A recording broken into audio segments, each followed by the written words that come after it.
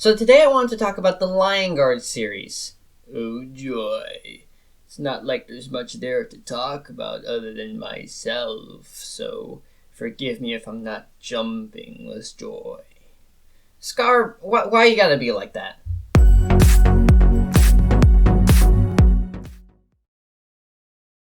So to be more specific, I'm talking about The Lion Guard, which is a TV show that was kind of made as a spin-off to the original movies.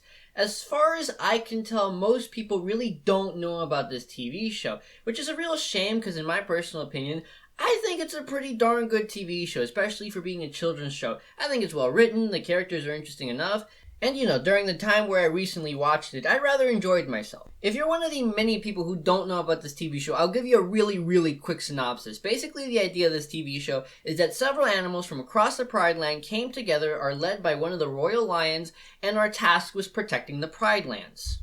Each member of the Lion Guard has one specific skill in which they surpass all others in. This is what actually grants them a position in the Lion Guard. The skills include sight, speed, strength, bravery, and ferocity. In fact, our friend Scar here was the leader of the Lion Guard at one point. Isn't that right, buddy? Ugh, don't remind me.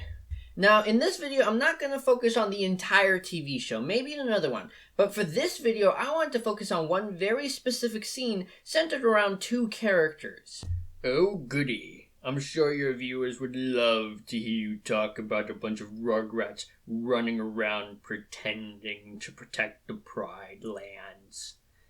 Okay, look, Scar, I brought you back temporarily because I thought it'd be fun to actually have you as a guest in my video. Do you have any idea what it took to convince Rafiki to actually let me do this? I had to go and find several hundred gourds to convince him to do this. So please, just for the rest of the video, could you at least try to be a good guest? Just please? Fine. Thank you. So now that Scar will hopefully behave, I can actually show you the clip I'm talking about. But you can still be nice and stand up for yourself. Vashti's the perfect example. He's a super nice guy, but he's still confident. And you can be too, but... Now, I know, it seems like a very insignificant portion of a scene, especially when you watch the episode in its entirety. But the first time I saw this very small scene, I thought to myself, that's actually a very good moral lesson. And the lesson being, if you haven't caught on to it, is that being a nice guy does not mean being a pushover. And the other thing that this teaches us is just because you encounter a nice guy, don't expect him to just roll over because he's a nice guy. See, I think that for most, if not all of human history, there have always been a good portion of people who believe the words nice guy and pushover to basically mean the same thing. And I think it's very important for not just children, but for everybody to learn this really isn't true. Being a nice guy does not mean you have to be a pushover, and that doesn't mean you should be a pushover. There is a difference between being somebody who stands their ground, who stands up for themselves, and being a jerk.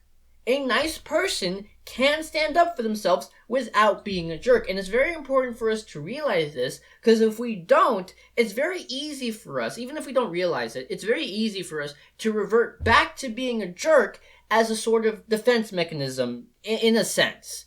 And this is what this small scene portrays so beautifully. They even picked the right character. Like I said earlier, each character has a different skill set, sight, speed, yada yada yada.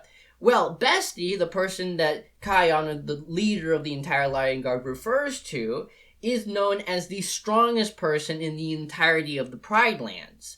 So they say, look, here is literally the strongest person in the entire land.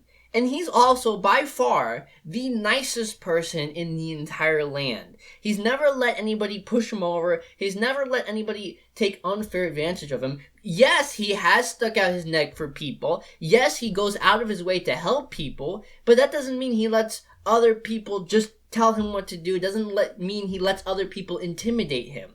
So he can be the strongest, possibly one of the best warriors or members of the Lion Guard and still be a nice guy.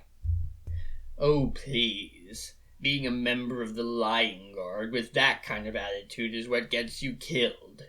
I'm sorry, this coming from the guy who got kicked out of the Lion Guard? Yeah, that's what I thought.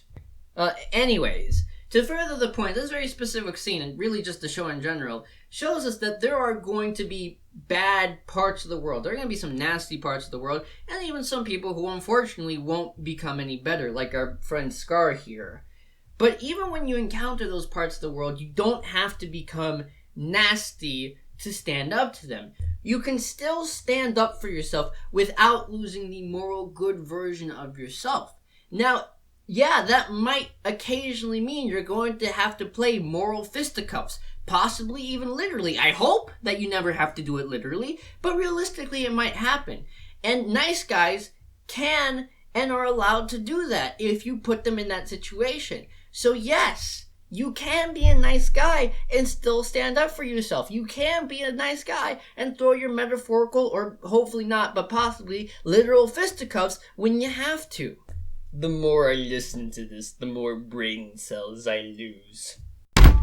Scar, I swear to the mighty skylines, I will find another cliff, light the bottom of it on fire, and throw you off it myself! Hee hee hee! Oh, hey Rafiki. Looks like it's time for me to send him back. Oh, before you do that, could you know. But of course! Scar. Fine. Don't forget to comment and subscribe. And above all else, hear nothing and listen to all.